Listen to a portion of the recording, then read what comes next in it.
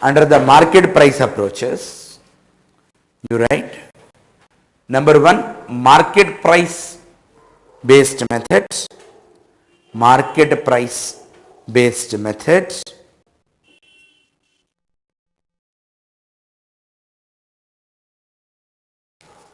and there you write price earning multiple, price earning multiple refers to relationship between market price per share, and earnings per share,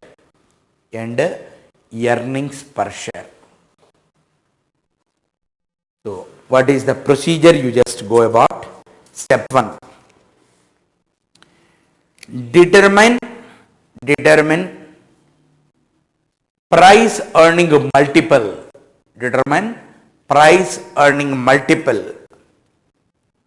applicable for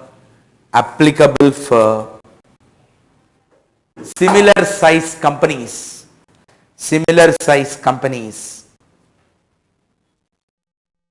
in the same industry,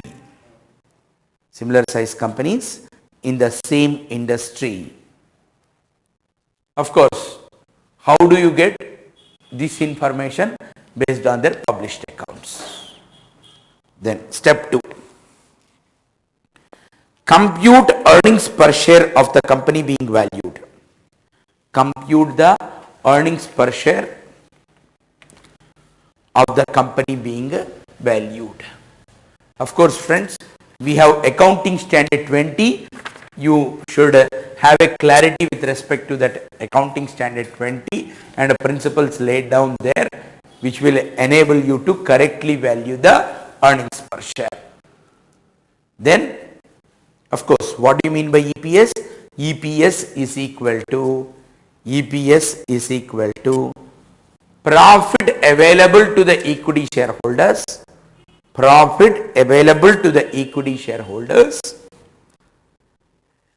divided by weighted average number of equity shares,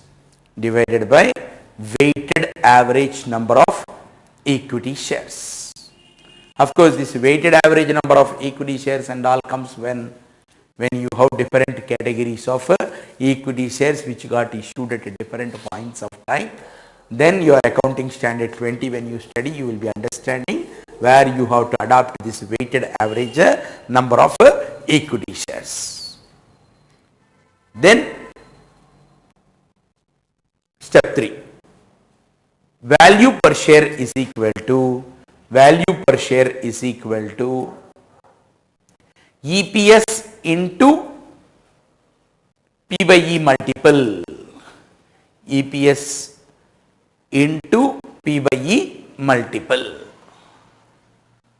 In that P by E multiple, what is it? Market price divided by earnings per share. That is of the similar concern, what is the price earning multiple you do, and that you will multiply with the earnings per share. Will give you your equity shares value is the point. Then friends, book value multiple approach.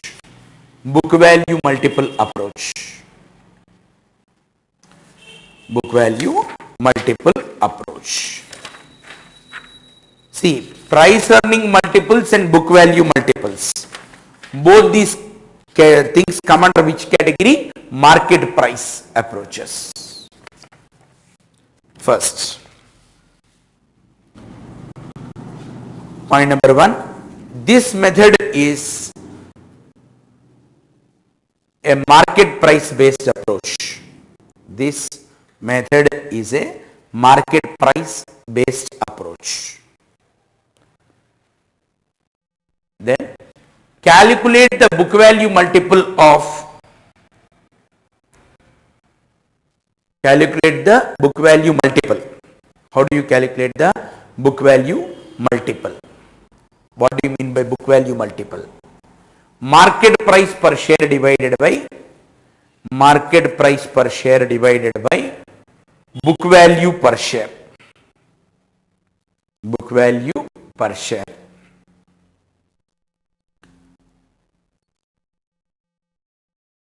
What do you mean by book value?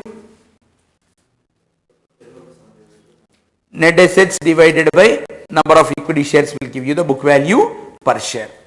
There you don't consider the fair values of the assets and all. What is the book value per share? That market price per share divided by book value per share will give you the book value multiple. Step 1. Determine the book value multiple of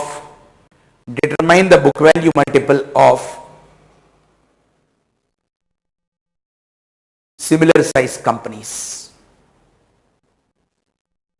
Similar size companies. Then step 2, calculate the book value per share. Step 2, calculate the book value per share of the company being valued. Calculate the book value per share of the company being valued. What is that, friends? Equity shareholders funds divided by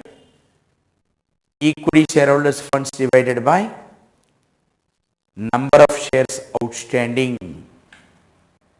Equity shareholders funds divided by number of shares outstanding. Then step 3, value per share is equal to book value per share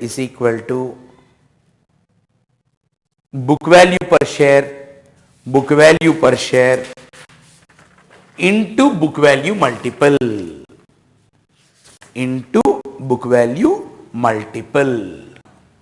So if you are able to feel it, it is a simple concept. That is, your book value per share multiplied by book value multiple means what? Market price divided by book value per share of the company of the similar size.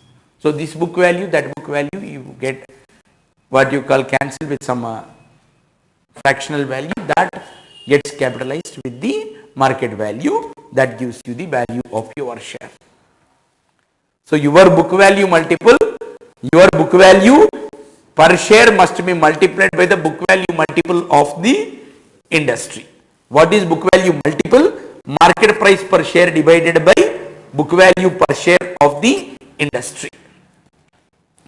Then we move to what, friends? Now, discounted cash flow approaches. DCF technique. What is this? Discounted cash flow approach. Discounted cash flow approach. So, try to understand from where to where we are moving. First, only we relied upon our own assets, net assets, which are available to the shareholders. Then we tried to capitalize on the expectations about earnings per share and about dividend per share. Then we moved to the market price approaches. Market price approaches also based on price earnings multiples and the book value multiples. Now we are moving to the what you call discounted cash flow approach and future value methods. These two are kept under the category of others. Discounted cash flow approach, DCF approach. First, in this method,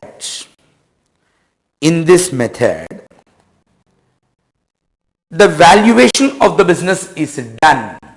The valuation of the business is done on the basis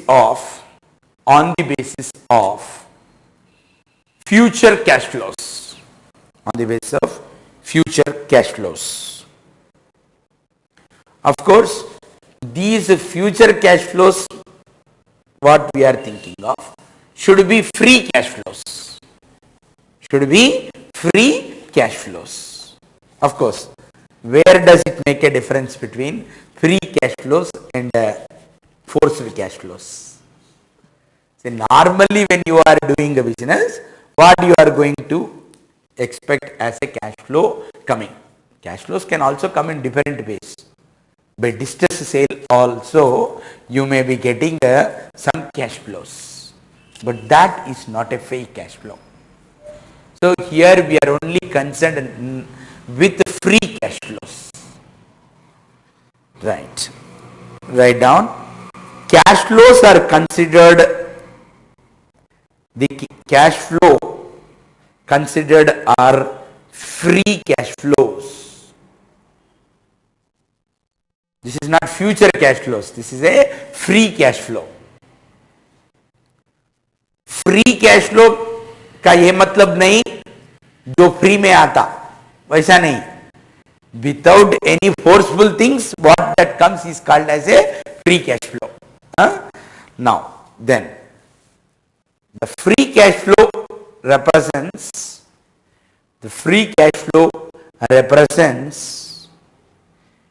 cash flows which are available for A, expansion, or point number 1, expansion. Point number 2, diversification. Point number 3, withdrawal. What for you require cash flows, friends? These are the three purposes for which you require cash flows. For diversification, then expansion and withdrawal.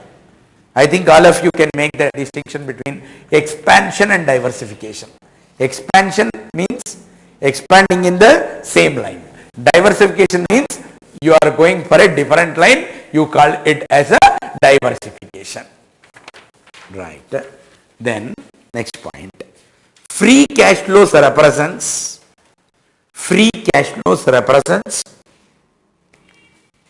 cash flows available from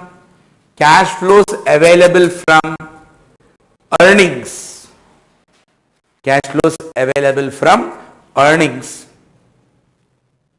Why you are so particular about this? Because cash flows may also come from the investing activities and the financing activities also, but that we are not considering here. Then from earnings after adjusting, number 1, additional cash required after adjusting for, number 1, additional cash required for incremental working capital needs.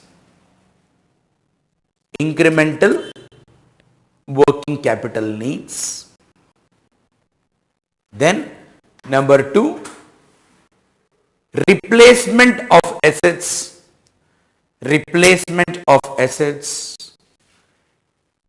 in the normal course for maintaining operating capability of the enterprise.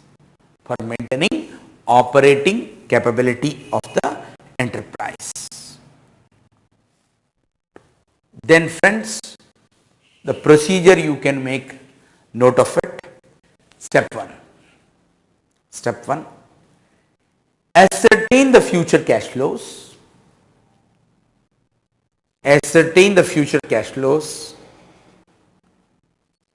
For the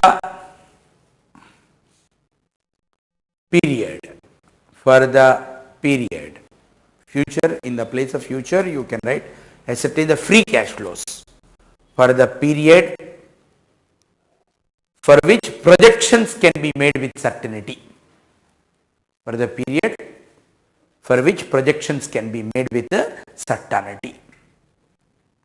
Then what you do? Discount the free cash flows. Step 2, discount the free cash flows at cost of capital.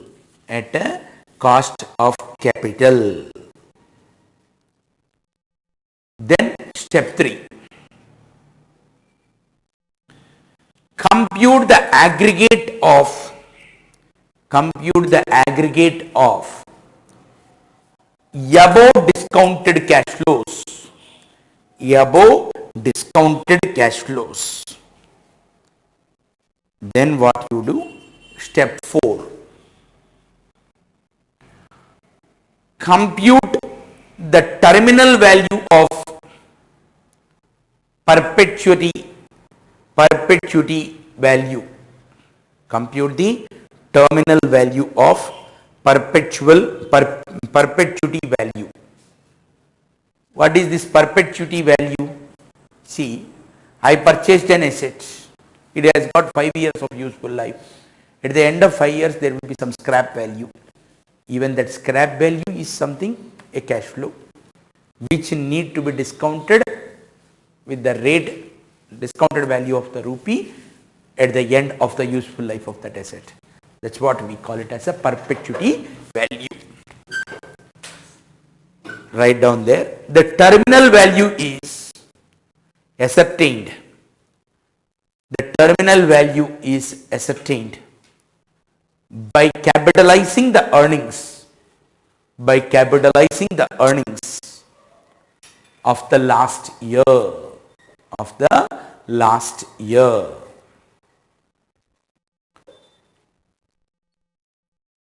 at NRR.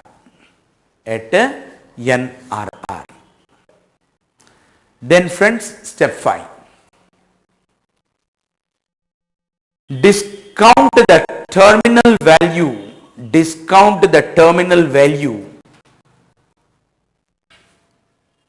also at cost of capital. Discount the terminal value also at cost of capital. Then step 6, value of the business is equal to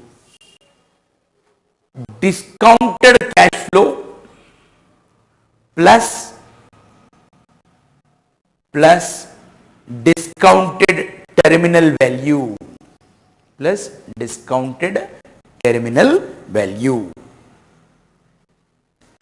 Then step 7, add to the value of the business, the non-trading assets,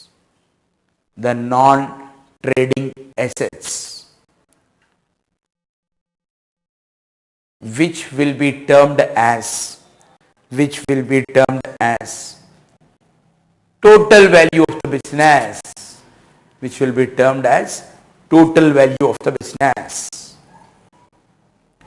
Then finally, step 8, value per share is equal to total value of the business divided by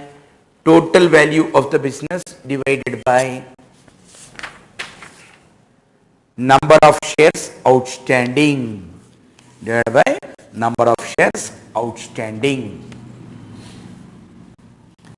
Then we move to the 7th approach, fair value approach.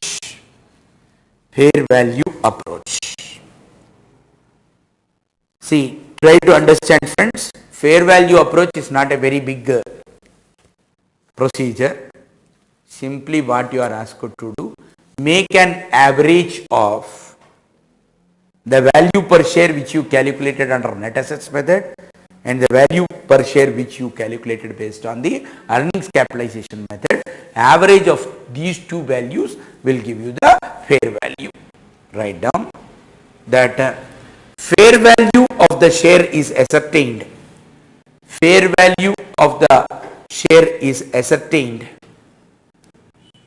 As a simple average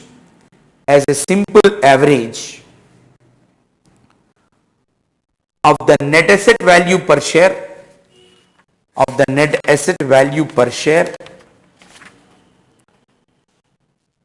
plus earnings capitalization method of value of share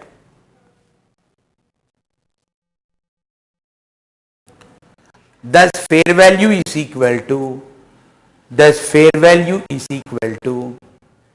net asset value per share, plus earnings capitalization divided by earnings capitalization value of share divided by 2. Of course, you learned the methods, but you should also know under which circumstances these methods are to be used. Where you have to use which method, this clarity is most important for the final student. Write down choice of method of valuation.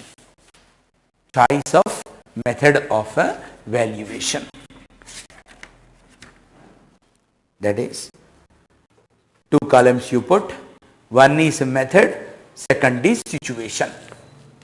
One is method and next is the situation. First, net assets methods.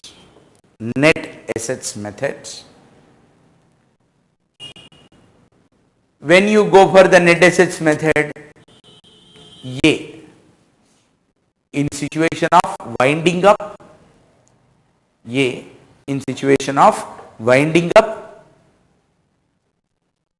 B is when the industry is a capital intensive industry.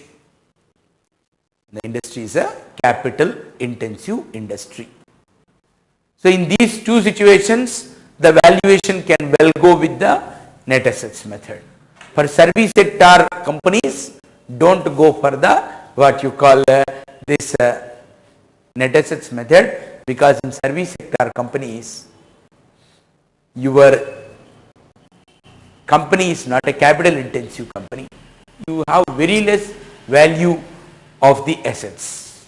So based on that, don't go for the valuation of the share. This method has got relevance only when the industry is a capital intensive industry, or in a situation where the company is going for the winding up. Then you can make use of the net assets methods. Next, earnings capitalization methods.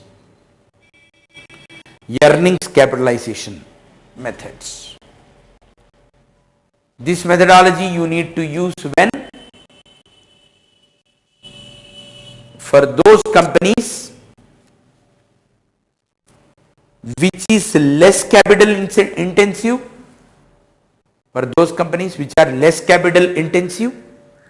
and have high value addition,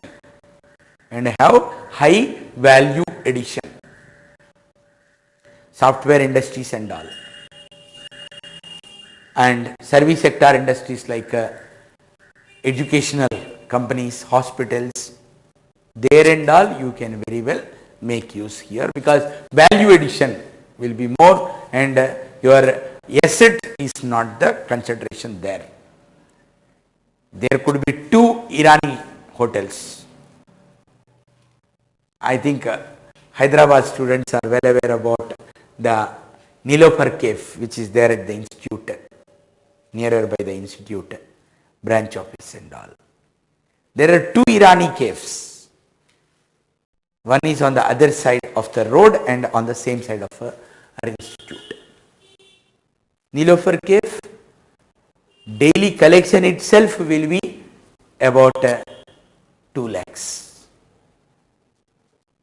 Whereas the other cave, daily collection itself is what you call not more than 12 to 15,000. Where is the difference? In both the cases, what is it? Same tables, same this thing. But technique of making the chai and that Irani biscuit is different. तो in service sector industries asset का value कुछ भी नहीं रहता, value addition के ऊपर रहता. जो situation वैसा है, there you go for the earnings capitalization method. Then third is productivity factor methods. productivity factor methods, in which situation you write this is alternative to earnings capitalization method. Alternative to earnings capitalization method. Of course, friends, we will discuss elaborately productivity factor method slightly later, but complete the remaining thing. Dividend capitalization method. Dividend capitalization approach. So this, where do you use? Valuation of small investments. All these valuations for whom you will do, on behalf of whom you will do, on behalf of the shareholder you are going to do. When the shareholder's investment is a very small investment, then you go for the dividend capitalization method. Valuation of small investments. And second is valuation for treasury. Valuation for treasury or fund managers. Valuation for treasury or fund managers in case of dividend stripping. In case of dividend stripping. Of course, dividend stripping is what? That is just before the declaration of the dividend, you make transfer of the shares, and after the dividend got over, again you purchase back, those situations. Then next is market price based approach. Market price based approach.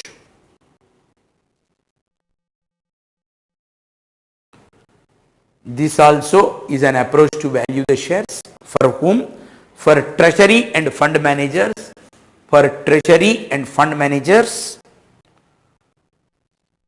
For timing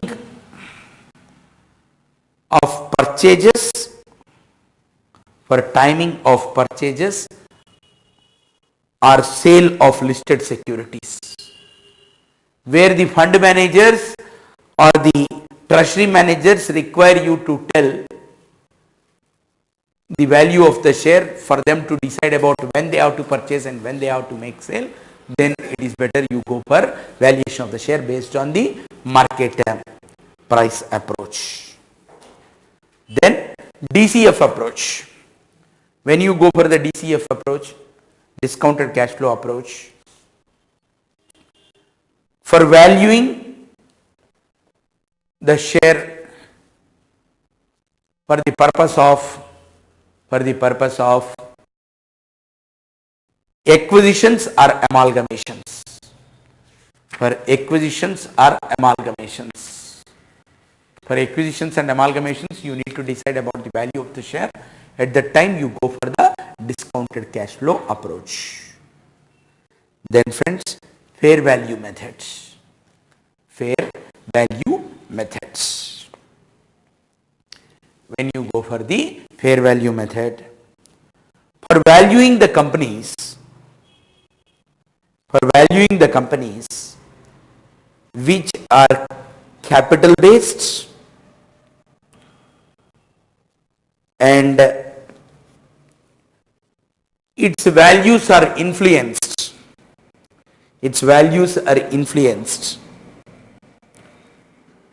by earnings potentials.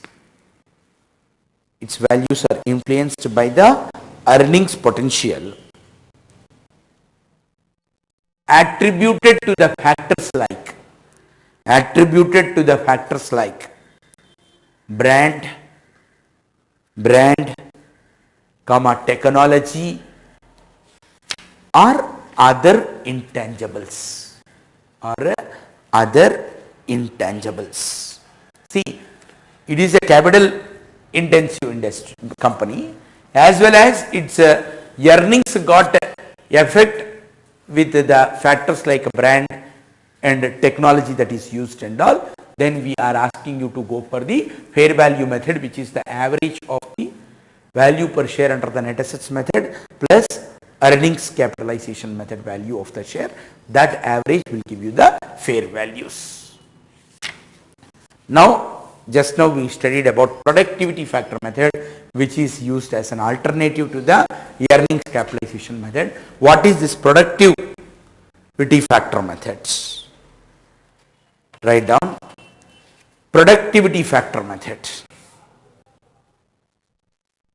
This method is a minor variation. This method is a minor variation of earnings capitalization methods. Minor variation of earnings capitalization methods. The only difference is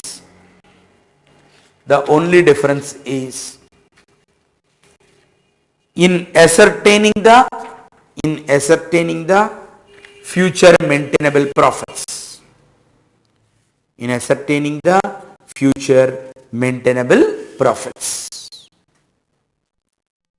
So how do you do that? Step 1. Ascertain the step 1. Ascertain the average operational profit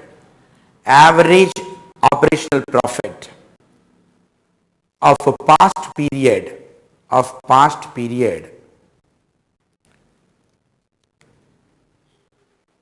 which is a representative of business cycle,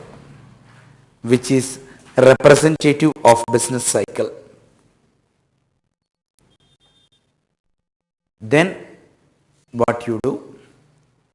Ascertain the average of capital employed.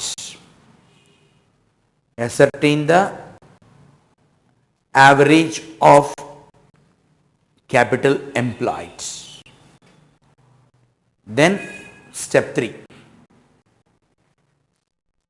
Productivity factor is equal to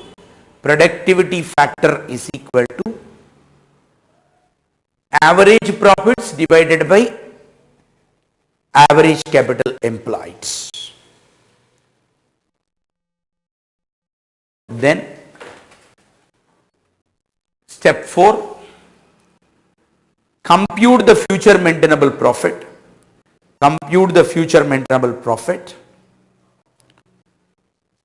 That is productivity factor into actual capital employed.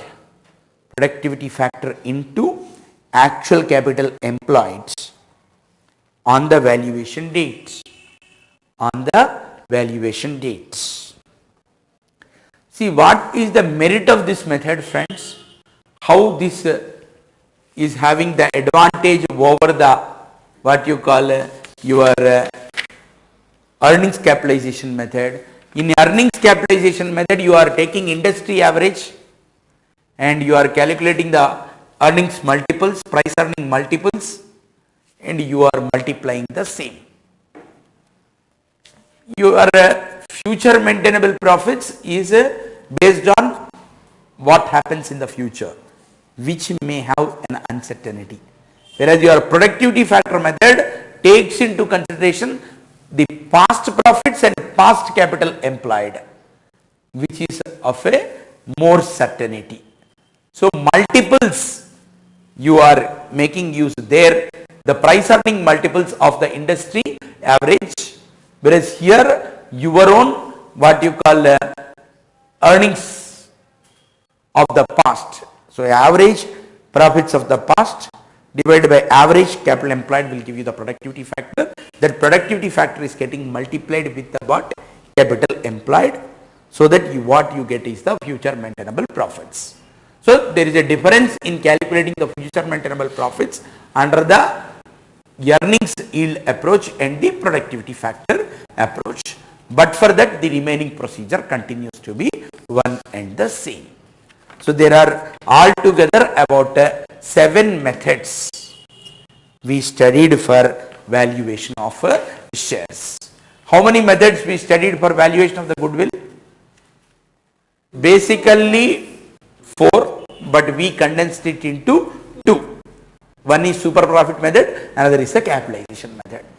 So the entire topic of valuation of goodwill, shares, business. Probably how many methods could be there? About 9 to maximum 12, because you have the other things like valuation of the business and all. Maximum totally some 12 methods, and under each method 2 is the maximum, 1 is the minimum number of problems we will carry on. Thank you. Friends, let us start with the problem section on valuation of assets. Before we get into the problem section, let me tell you, when it comes to the point of the assets, we have certain accounting standards.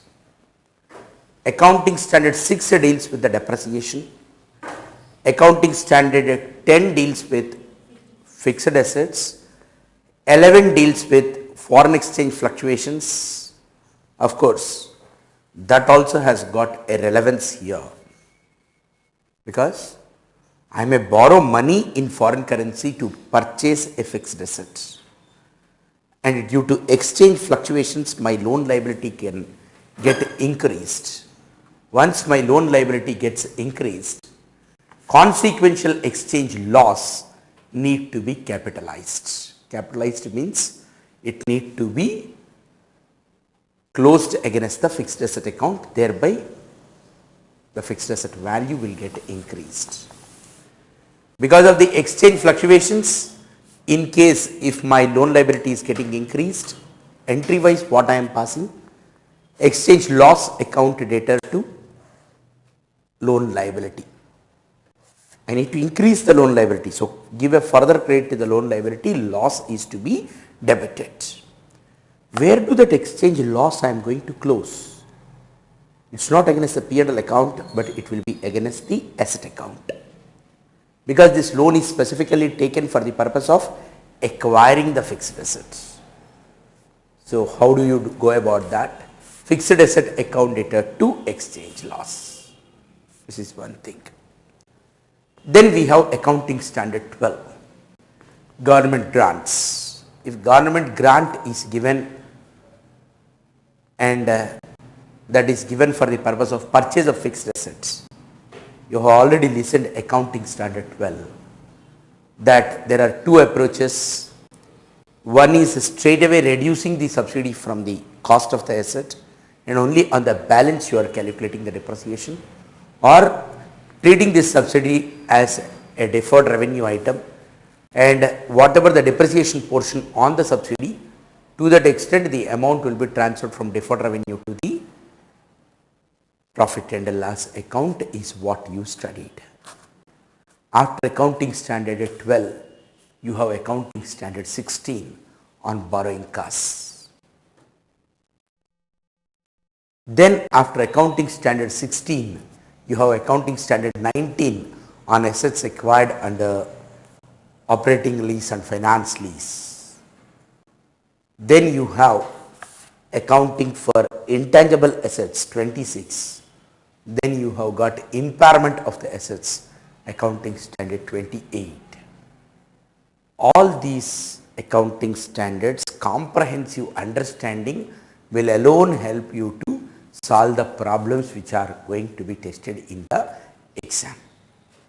Of course, the today's session you have what the problems, your understanding of the PE2 with respect to the AS6 and your accounting standard 10 and accounting standard 16, accounting standard 11, that is enough for the problems what we are doing today. Right. To start with, let me start valuation of the assets. Problem number 1. X Limited purchased a machinery from Y Limited on 30th 9 2003. Quoted price was rupees 162 lakhs. Y Limited offers 1% trade discount. Sales tax on quoted price is 5%. X Limited spent 42,000 for transportation and 30,000 for architect's fees. They borrowed money from ICICI for 150 lakhs for acquisition of the assets at a 20% per annum. Company also spent rupees 18,000 for material in relation to the trial run. Wage and overheads incurred during the trial run were 12,000 and 8,000.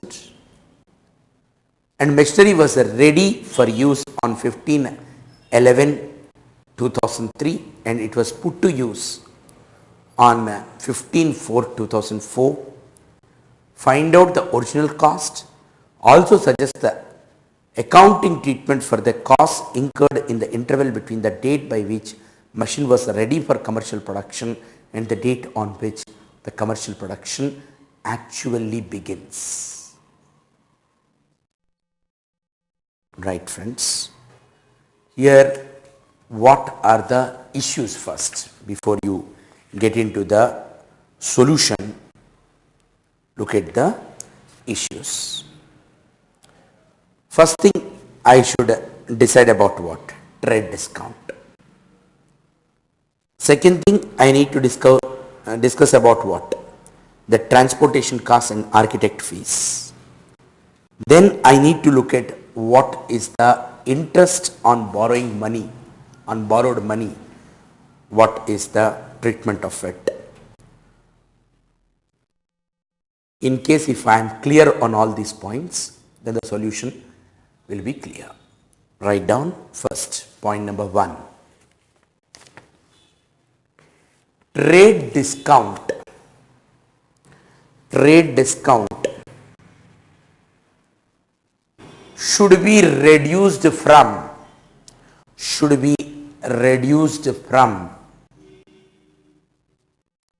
the quoted price. Should be reduced from the quoted price.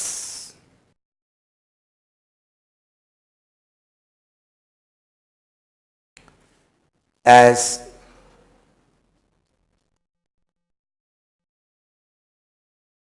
this discount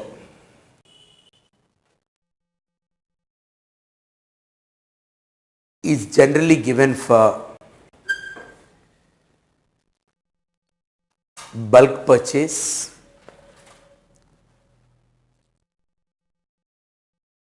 and is not to be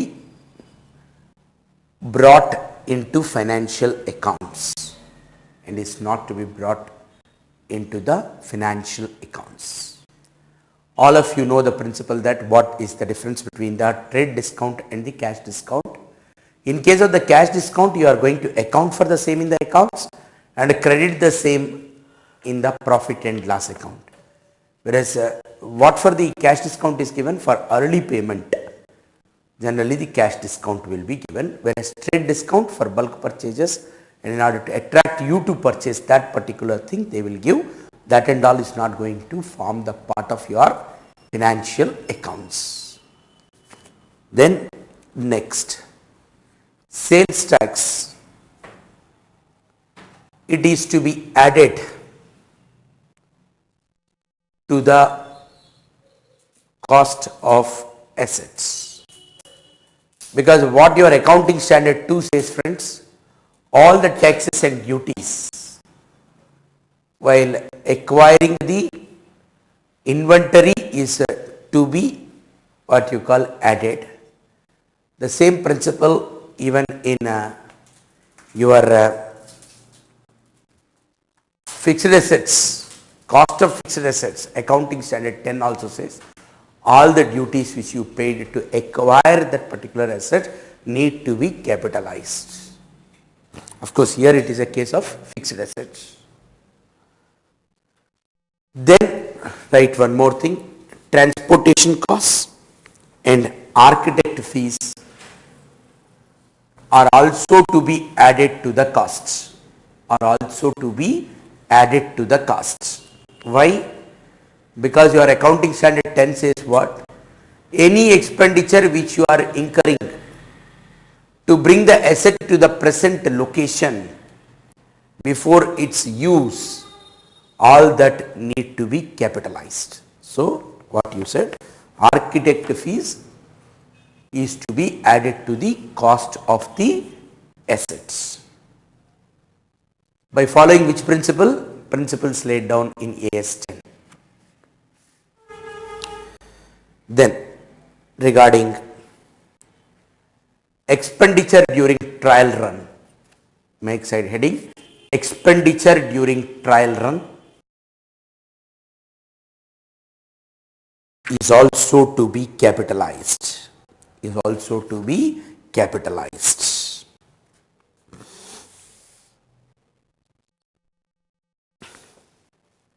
Then you write accounting for borrowing costs, accounting for borrowing costs.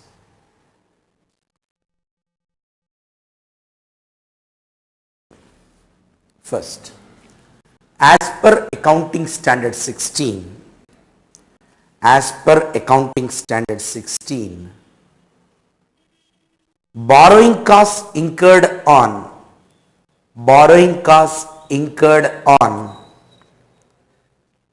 qualifying assets,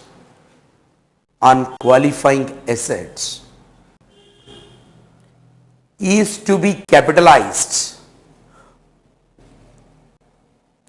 only if the following conditions are satisfied.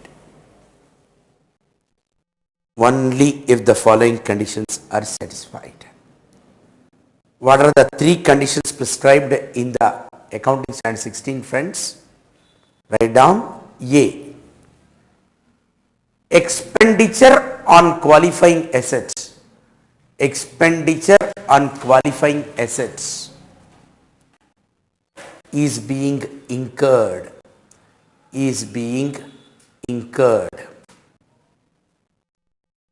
Number 2, borrowing costs are incurred,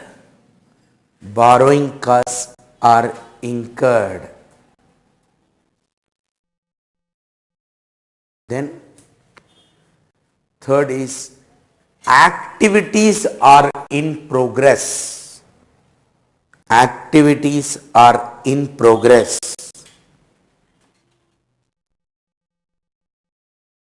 Of course, friends, please remember and also write, such activities include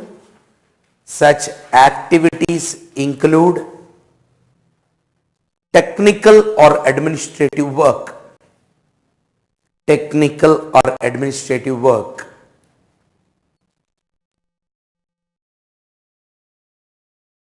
However,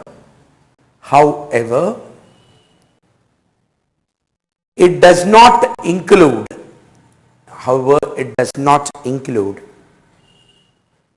activities which do not result in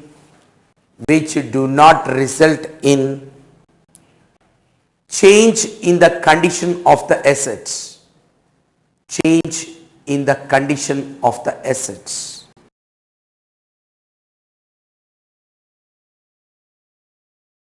Now, in the present problem,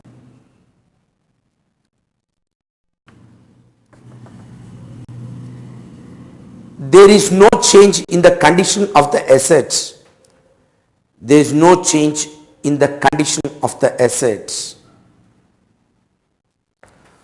After the asset is ready to use.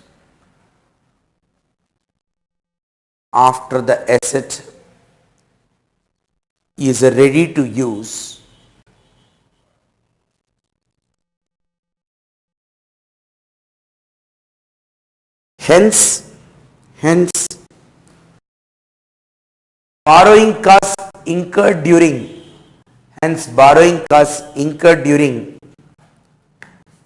the period 15/11/2003 to 15/4/04 amounting to what is it, friends? How much is your total borrowing? Your total borrowing is 150 into 20% into 5 by 12. 150 into 20% into 5 by 12. What is that 5 by 12? 11th month, 12th month, first month, second month, third month. 1511 to 1512. 1512 to 151. 151 to 152. 152 to 153. 153 to 154. Totally 5 months. So that and all works out to be how much? 12.5 lakhs. Has to be charged to profit and loss account. Has to be charged to profit and loss account. So friends, what is it? Our concern is what? Is it asset is ready to put to use, or is it asset is put to use for commercial production? Our concern is ready to put to use. Once the asset is ready to put to use, even if it is not used for commercial production, any further expenditure need to be charged off against the P&L account only, is the point. So now write computation of original cost of the assets. Computation of original cost of the assets. First, A, purchase price. You put two columns for the amount always. One inner column, one outer column. Purchase price. Number one, quoted price. Quoted price 162. Less trade discount. Less trade discount at 1%. At 1%. That and all makes it to what? 1.62. Thereby it makes to what? 160.38. 160.38. Add sales tax. Add sales tax at 5%. In the inner column only, 162 into 5%. 162 into 5%. That and all makes it to 8.1. Thereby in the outer column it makes to 168.48. In the outer column it is 168.48. Because sales tax is to be calculated on what? On the quotation price. Clearly stated. 168. Next, B, transportation cost. B, transportation cost 0.42. Transportation cost 0.42. Architect fees 0.30, because in lakhs we are expressing. Architect fees 0.3. Then borrowing costs. Borrowing costs. How do you calculate that borrowing cost? In the inner column. 150 into 20% into 1.5 divided by 12. Into 1.5 divided by 12. That and all is 3.75 lakhs. 3.75 lakhs. How come you got 1.5 months, madam? Here try to understand when he purchased the assets 30th 9 2003. When the asset is ready to put to use 15/11 2003. So the two dates, the difference is what? 10th month and 15 days of the 11th month means 1.5 months. All of you are able to get the point? Right. Next, E. Expenditure incurred during the trial run. Expenditure incurred during the trial run. Materials 0.18. Wages 0.12. wages 0.12, overheads 0.08, overheads 0.08, that and all makes it to totally it is 173.33. What all that I am adding? 168.48 plus 0.42 plus 0.3 plus 3.75 plus 0.18 plus 0.12 plus 0.08, totally 173.33.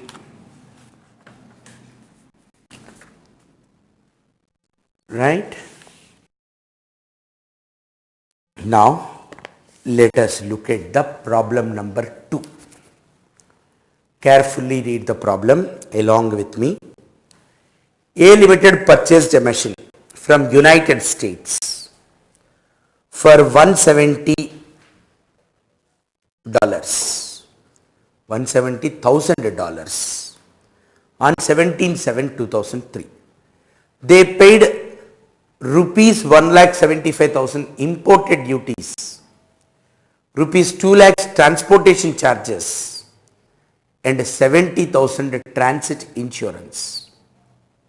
They also paid $5,000 consultancy fees on 17/7/2003 to the seller for technical advice at the installation and startup stage.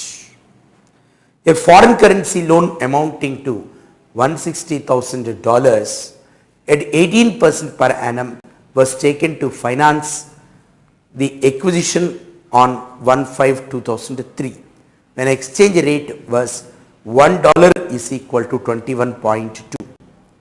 They arranged deferred payment facilities with American seller for a balance of $10,000. The machine was ready to use on 31/5/2004. The company finalized the accounts on 31st March. Interest on loan is payable in March along with 1/10 of the principal in foreign currency every year starting from March 2004. Find out the cost of the machine which would appear in the balance sheet as on 31/3/04. The exchange rate on 17/7/2003 was $1 is equal to 21.70 and on 31/3/04 it is $1 is equal to 22.05. Very good. Here basically two aspects. One is you should be able to prepare the loan account, another is you should be able to prepare the asset account. Of course friends, this concept is very well done by you in your branch accounts, if you still remember.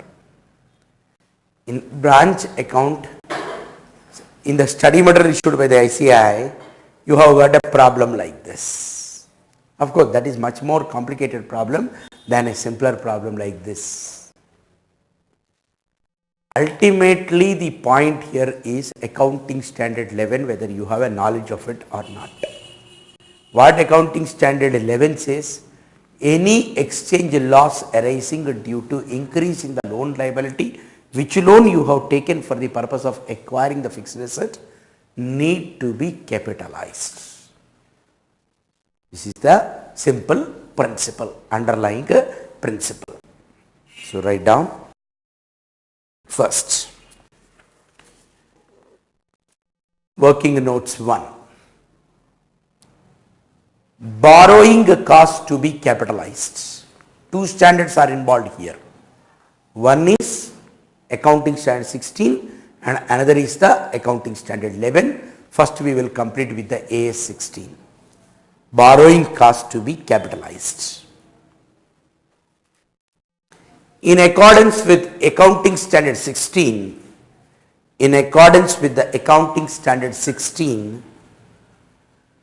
the borrowing costs from the date of borrowing till the asset is ready to use is to be capitalized.